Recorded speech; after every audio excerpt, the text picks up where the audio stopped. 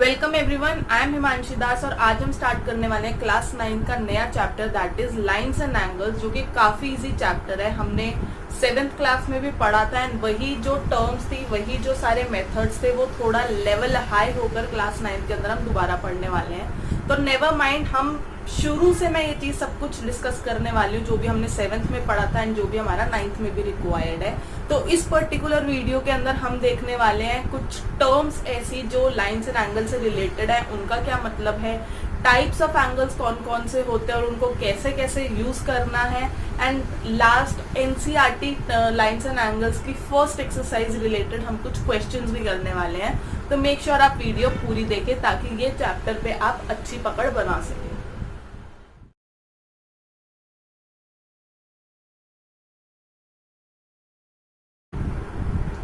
तो स्टार्ट करते हैं अपने पहले इन्हीं दो बेसिक टर्म से कि लाइंस और एंगल्स का मतलब क्या होता है। तो लाइंस में हमने पढ़ा था कोई भी दो पॉइंट्स को जोड़ने वाला segment is a line, a group of points जो कि मिक्स होकर दो पर्टिकुलर पॉइंट्स को बनाते हैं, जोड़ते हैं, दैट इज अ लाइन। अब लाइन हमने तीन तरह की पढ़ी थी।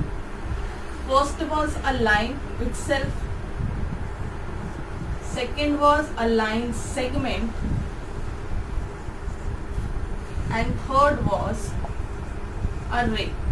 तो लाइन क्या होती थी, that can be extended from both the side, जिसको हम बेसिकली ऐसे शो करते थे, राइट। अगर मुझे एक लाइन डिनोट करनी है ए बी, तो I would mark it like this कि ये एक लाइन है जिसमें दो पॉइंट्स है ए और बी, जो कि फर्दरली किसी भी एंड तक, कोई बिना एंड के एक्सटेंड हो सकते हैं। Next comes the line segment, जो हम करते थे कि जिनके दो फिक्स्ड पॉइंट्स होते हैं and it can not be extended further. For suppose P Q is a line segment, तो हम उसको इसी तरीके से मेंशन कर देते थे। लास्ट इज रे, जो कि हम कहते थे कि सिर्फ एक साइड से फिक्स्ड होती है एंड एक साइड से we can actually extend it. तो जब भी मुझे रे लिखना होता था तो मैं उसको इस तरीके से सिंबल से मार्क कर देती थी, ठीक है। तो line is that can be extended from both the side, segment is that can not be extended from either of the side, and रे इज जो सिर्फ एक ही साइड से एक्सटेंड हो सकती है और दूसरी साइड से वो फाइनाइट होती है, वो और एक्सटेंड नहीं हो सकती है। अब बात करते हैं एंगल। एंगल एग्जैक्टली क्या होता है, दो रेज के बीच में, दो रेज आपस में कितना इंक्लाइंड है, हम उसको बोल देते थे angle.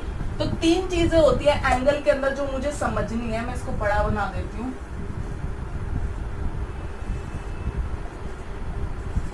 Right, suppose this is the figure, यहाँ पर दो रेज है that is P Q and Q R. अब पी क्यू और क्यू आर आपस में कितना इंक्लाइंड है, उसको हम नाम देते थे एंगल, जिसका बेसिकली एक सिंबल होता है जिसको हम बोलते हैं थीटा, राइट। वहीं अगर मैं बात करूं तो ये जो रेज है जिससे ये दोनों एंगल्स बने हैं, उसको हम नाम दे देते थे एंगल की arms, that is P Q and Q R the arms of the angle P Q R. Third is the vertex, जिस पॉइंट से ये दोनों रेज आपस में मीट हो रही है उसको हम नाम देते थे vertex, the point where the two arms of the angle actually meet. तो अगर हम टाइप्स ऑफ एंगल्स की बात करें तो मेजर के बेसिस पे there are 6 types of angle जिसके बारे में हमें पढ़ना होता है। The first one is acute angle. अब एक्यूट एंगल वो होता है जब मेरा थीटा जो है वो 0 डिग्री से लेकर 90 डिग्री के बीच में लाई करता है। अगर देख के पहचानना हो तो यूजली मेरा अगर एंगल एक ए जैसी शेप दे रहा है तो मुझे देखते ही पता चल जाता है कि जो मेरा एंगल है वो 90 डिग्री से थोड़ा कम है।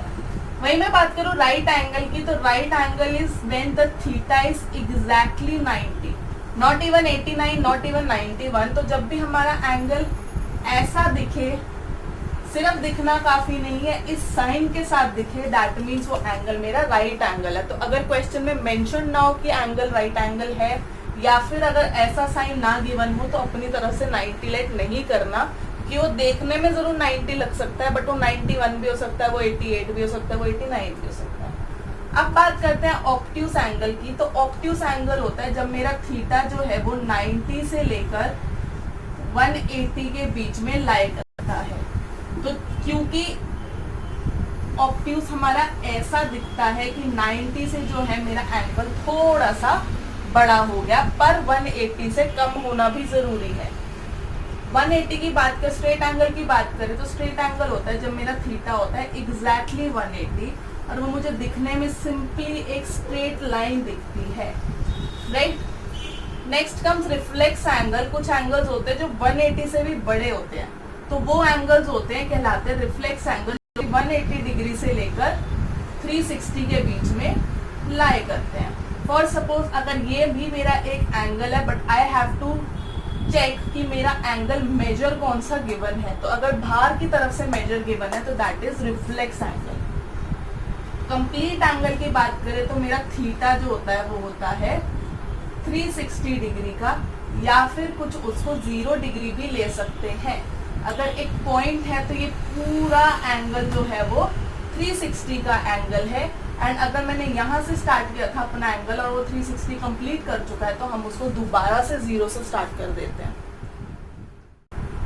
तो अब हम पढ़ते हैं कि दो एंगल्स के बीच के रिलेशंस क्या होते हैं या उनका नाम क्या होता है। तो वैसे तो बहुत सारे रिलेशंस है जो हमारे सिलेबस के अंदर है, हमें पढ़ने हैं, बट मैं स्टार्टिंग में सिर्फ ये 5 रिलेशंस करा रही हूँ क्योंकि हमारी फर्स्ट एक्सरसाइज में इन्हीं 5 रिलेशंस के बेस पर क्वेश्चंस है। तो आगे के जितने भी रिलेशंस हैं हम वो फर्दर वीडियोस के अंदर कवर करने वाले हैं। तो पहले बात करते हैं एडजेसेंट एंगल्स की। अगर दो एंगल्स के पास एक कॉमन वर्टेक्स हो और एक कॉमन आर्म हो, फॉर एन एग्जाम्पल ये एक कॉमन वर्टेक्स है सपोज, और ये मैंने आर्म दे दी और यहाँ से दो एंगल्स कोई और निकल रहे हैं, तो एंगल 1 एंड एंगल 2 जो है वो एडजेसेंट एंगल्स कहलाते हैं क्योंकि उनके पास एक कॉमन वर्टेक्स भी है और एक कॉमन आर्म भी है।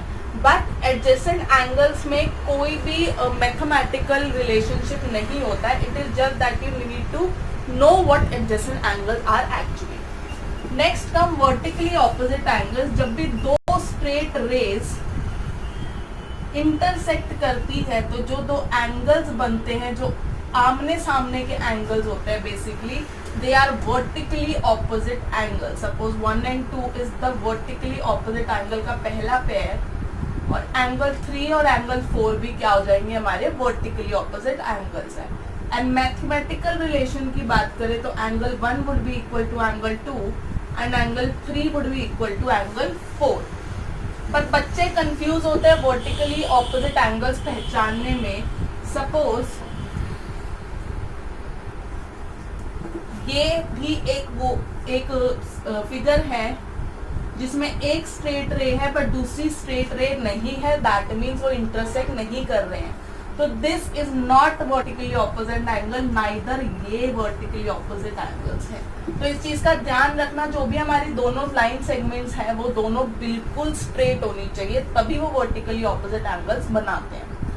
तीसरा आता है वर्टिकली लीनियर पेयर के ऊपर। लीनियर पेयर अगर एक स्ट्रेट लाइन पर दो एंगल्स बन रहे हैं तो they are linear pairs, right.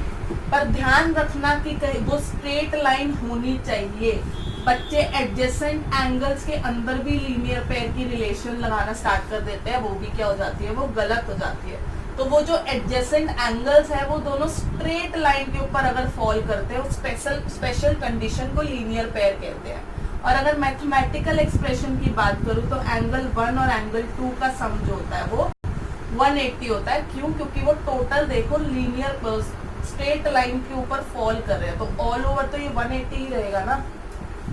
Next बात करते हैं कॉम्प्लीमेंट्री और सप्लीमेंट्री एंगल्स की, जो कि एक्चुअली में बहुत इंपॉर्टेंट होती है, बच्चे पता नहीं क्यों कंफ्यूज जाते हैं। ठीक है, तो कॉम्प्लीमेंट्री एंगल्स होते हैं वो दो एंगल्स जिनका सम जो होता है वो 90 होता है। अगर ये एक 90 डिग्री का एंगल है तो एंगल 1 और एंगल 2 जो सम होगा वो 90 होगा। सिमिलरली सप्लीमेंट्री होता है अगर दोनों एंगल्स का सम जो है वो 180 डिग्री होता है।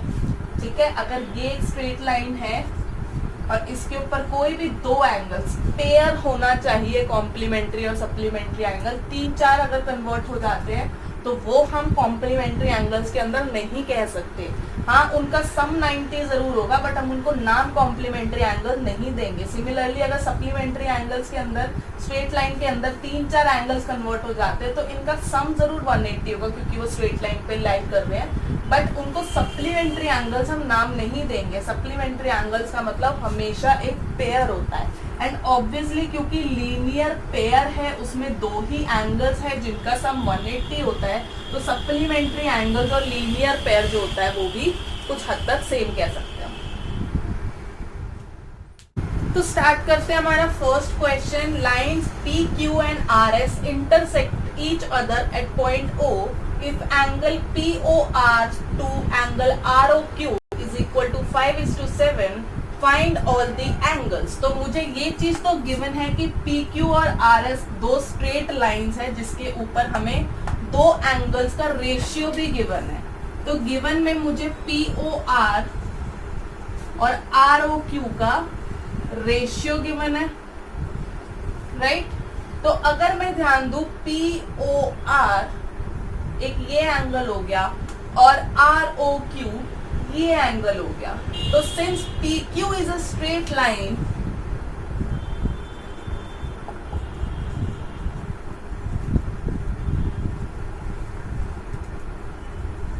जो हमारे पी क्यू स्ट्रेट लाइन है, इसीलिए एंगल पी ओ आर और angle R O Q forms a linear pair. Am I right? Right. अब उन 2 एंगल्स के बीच में मुझे एक रेशियो गिवन है, तो रेशियो के क्वेश्चन हम कैसे सॉल्व करते हैं? Let the common ratio be x। जिसको नहीं पता कॉमन रेशियो क्या है, तो मैंने एक वीडियो लीनियर इक्वेशंस के ऊपर बना रखी है, मैं उसको लिंक कर दूंगी, आप उससे समझ सकते हो कि ये एग्जैक्टली हम लोग रेशियो के क्वेश्चंस कैसे सॉल्व करते हैं, राइट। तो क्योंकि हमारी रेशियो जो होती है वो x है, तो मेरा जो एंगल POR है वो 5x बन जाएगा, राइट। और वहीं मैं बात करूं एंगल ROQ जो है वो 7x डिग्री बन जाएगा।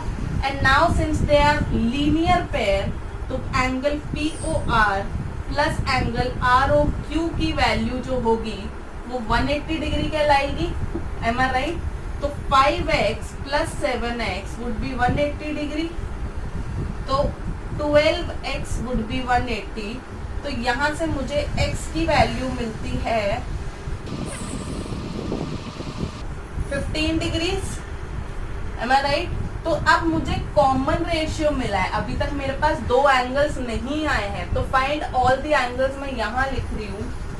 तो एंगल POR जो कि एक्चुअली में 5x था, तो वो 15 इंटू 5 हो जाएगा, that is 75। Am I right? ऐसे ही मैं बात करूं एंगल ROQ की, जो कि एक्चुअली में 7x था, तो वो बन जाएगा 105 डिग्रीज। M I right? और वहीं अगर मैं बात करूं तो एंगल POR से इक्वल था angle SOQ, and similarly angle ROQ से इक्वल था एंगल POS। रीजन दे वर वर्टिकली ऑपोजिट एंगल्स, तो एंगल POR का ही इक्वल होगा एंगल SOQ और एंगल ROQ के इक्वल ही होगा एंगल POS। तो नेक्स्ट क्वेश्चन देखते हैं, जो कि एनसीईआरटी का काफी इंपॉर्टेंट एग्जांपल है, एंड सिंस ये एग्जांपल है तो बच्चे यूजुअली इसको इग्नोर कर देते हैं। तो क्वेश्चन इज सेज रे OS stands on a line POQ, रे OR and ray OT are angle bisectors of angle POS and angle SOQ respectively. If POS is equal to x, find ROT। तो सबसे पहले तो मुझे पता होना चाहिए कि एंगल बाइसेक्टर एग्जैक्टली क्या होते हैं। तो एंगल को बाइसेक्ट करने वाली जो रे होती है वो कहलाती है angle bisector. Bisect means dividing into 2 equal parts. तो मुझे बता रहा है कि रे OR जो है वो एंगल POS का एंगल बाइसेक्टर है, that means this angle and this angle would be equal, right. तो मुझे गिवन है angle POR is equal to angle ROS, right, क्योंकि मेरा RO जो था वो एंगल बाइसेक्टर था। सिमिलरली मेरा OT जो है वो SOQ का एंगल बाइसेक्टर है, दैट मीन्स ये दो एंगल्स भी इक्वल हो गए। तो and angle of SOT is equal to angle TOQ, and since मुझे गिवन है कि POS जो है वो x के इक्वल है, POX जो है ये पूरा x के इक्वल है, तो मुझे फाइंड करना है ROT। तो अब देखते हैं, क्योंकि POQ जो है वो एक स्ट्रेट लाइन है, दैट मीन्स इस पे जितने भी एंगल्स फॉर्म हो रहे होंगे उनका जो सम होगा that would B 180 straight angle, right. तो यहीं से मैं इनको नाम दे रही हूँ, angle 1, angle 2, angle 3 and angle 4। अगर आप अपनी तरफ से लेट करते हो किसी भी एंगल्स का नाम, या फिर आप जनरली इसको नॉर्मली नेमिंग भी कर सकते हो, बट अगर आप अपनी तरफ से नाम लेट कर रहे हो तो आपको उसको फिगर में मेंशन करना पेपर में बहुत जरूरी है, ठीक है। तो अब since POQ is a line, right, तो angle 1 plus angle 2 plus angle 3 plus angle 4 would be equal to 180। Reason, angles on a straight line, right. इसको लीनियर पेयर मत लिख देना, पेयर मीन्स दो, यहाँ पे 4 है तो हम उसको लीनियर पेयर का नाम नहीं दे सकते हैं, बट यस उनका रिलेशन सेम है कि उनका सम जो है वो 180 ही है, ठीक है। अब एंगल 1 और एंगल 2 अगर मैं देखूं तो एक्चुअली में वो दोनों इक्वल हैं, तो यहाँ पर मैं किसी भी एक को सब्स्टिट्यूट कर लेती हूँ। वो कौन सा सब्स्टिट्यूट होगा, क्योंकि मुझे ROT निकालना है तो मैं वो एंगल ले लूँ जो कि एक्चुअली में ROT से बिलोंग करता है। तो मैं एंगल 1 को भी एंगल 2 ले लूँ। सिमिलरली यहाँ से बात करें तो ये दो एंगल्स भी इक्वल थे, तो क्योंकि ROT के अंदर एंगल 3 आता है तो मैं एंगल 4 को भी एंगल 3 के इक्वल लेट कर रही हूँ, right. Angle 1 was equal to 2 और angle 3 was equal to angle 4, right. यहाँ पर भी आप लिख सकते हो कि एंगल 1 जो है वो एंगल 2 के इक्वल है और एंगल 3 जो है वो एंगल 4 के इक्वल है, फाइन। अब यहाँ से बात करूँ तो 2 प्लस 2 एंगल 2 बन जाएगा। सिमिलरली ये 2 ऑफ एंगल 3 बन जाएगा जिसकी वैल्यू है 180। अब यहाँ से अगर मैं 2 कॉमन लूं तो that would be equal to 180, और एंगल 2 प्लस एंगल 3 की value 180 divide by 2 that is 90, right. तो यहाँ से मुझे मिल चुका है कि जो मेरा एंगल ROT था उसकी वैल्यू है 90 डिग्री। अब ये क्वेश्चन था कि मुझे ROT की वैल्यू निकालनी है कि वो 90 डिग्री निकली है, या फिर क्वेश्चन वो लोग थोड़ा सा मॉडिफाई भी कर सकते हैं कि आपको प्रूव करना है कि ROT 90 डिग्री है या फिर चेक करना है कि ROT 90 डिग्री है, तो solution will be the same. तो अब देखते हैं अपना नेक्स्ट क्वेश्चन, जो कि अगेन एनसीईआरटी का बहुत इंपॉर्टेंट क्वेश्चंस में से एक है इस चैप्टर में। तो it says OP, OQ, OR and OS are 4 rays, prove that angle POQ plus angle QOR plus angle SOR plus angle POS is equal to 360। तो कुछ भी करने से पहले मैं अपना given and to prove mention कर देती हूँ। तो मुझे गिवन सिर्फ यही है कि OP, OQ, OR and OS जो है वो रेज है, राइट। और मुझे टू प्रूव क्या करना है कि जो इन चारों का सम है वो 360 डिग्री है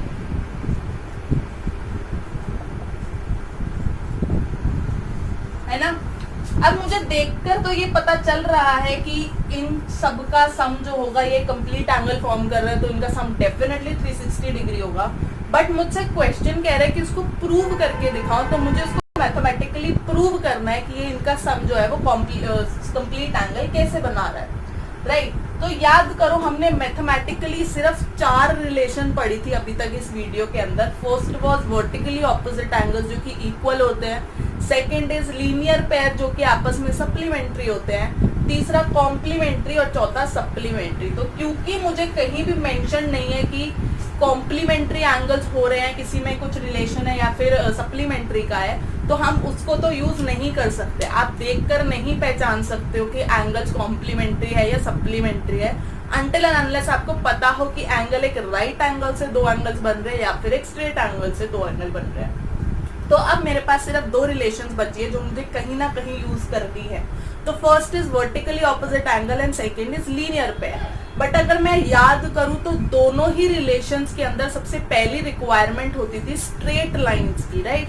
वर्टिकली ऑपोजिट एंगल्स में भी हमें स्ट्रेट लाइन चाहिए थी और लीनियर पेयर के अंदर भी हमें स्ट्रेट लाइन चाहिए थी। तो यहाँ पर मुझे एक भी ऐसी स्ट्रेट लाइन नहीं दिख रही है जो कि एक्चुअली में मेरे को लीनियर पेयर या फिर वर्टिकली ऑपोजिट एंगल्स यूज करने में हेल्प करे।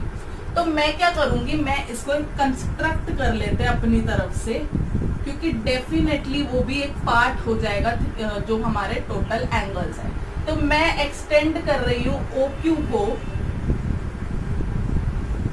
Till R, right. तो मैंने इसको एक्सटेंड कर दिया एंड माइंड दिस, जब भी हम एक्सटेंड करते हैं, इसको T ले लेते हैं, जब भी हम एक्सटेंड करते हैं तो जो भी रे होती है वो हमेशा रे ही बनती है, मीटू से वो स्ट्रेट ही बनती है। तो अब मेरे पास एक स्ट्रेट लाइन आ चुकी है।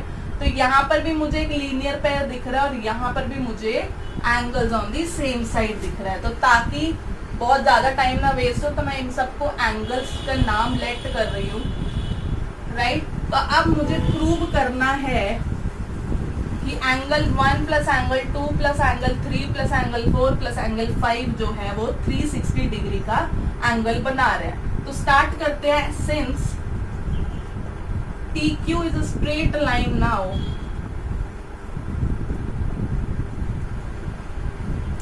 एंगल 1 प्लस एंगल 2 जो होगा क्या वो 180 डिग्री होगा? क्यों? क्योंकि वो एक लीनियर पेयर बना रहे थे, राइट। इसको मैंने इक्वेशन लेट कर ली फर्स्ट। वही बात करूं angle 3 plus angle 4 plus angle 5 की वैल्यू भी जो होगी वो 180 डिग्री होगी, क्योंकि ये जो सब है वो भी angles on a straight line है। M I right? इसको मैंने इक्वेशन नंबर लेट कर ली सेकेंड। तो मुझे अब रिलेशंस मिल गया। अब मुझे देखना है जो मुझे प्रूव करना था मैं उसको इस फॉर्म में कैसे लेकर आऊं। तो अगर मैं देखूं ये जो थे ये सबका सम था। सिमिलरली मेरे पास इंडिविजुअली पेयर्स और ग्रुप्स के अंदर मैंने इसको तोड़ दिया है, बट जब मैं इन सबको ऐड करूंगी तो ये सबका सम ही बन जाएगा, मतलब मेरा LHS मेरे पास आ जाएगा। तो मैं इन दोनों को सिंपली ऐड कर रही हूँ इक्वेशंस को, एडिंग इक्वेशंस 1 एंड 2। तो मैं स्टेप मिस कर रही हूँ बट आपको पेपर के अंदर जरूर शो करना है। तो मेरे जो सारे angle 1 plus angle 2 plus angle 3 plus angle 4 plus angle 5 की वैल्यू जो होगी वो 180 प्लस 180 होगी। अब इसके अंदर जो मेरा एंगल 1 और एंगल 5 है वो एक्चुअली में एंगल POS बनाता है। तो वो स्टेप मैं मिस कर रही हूँ, डायरेक्टली लिख रही हूँ कि जो हमारा LHS और RHS जो था ऊपर जो है वो इक्वल आ चुका है।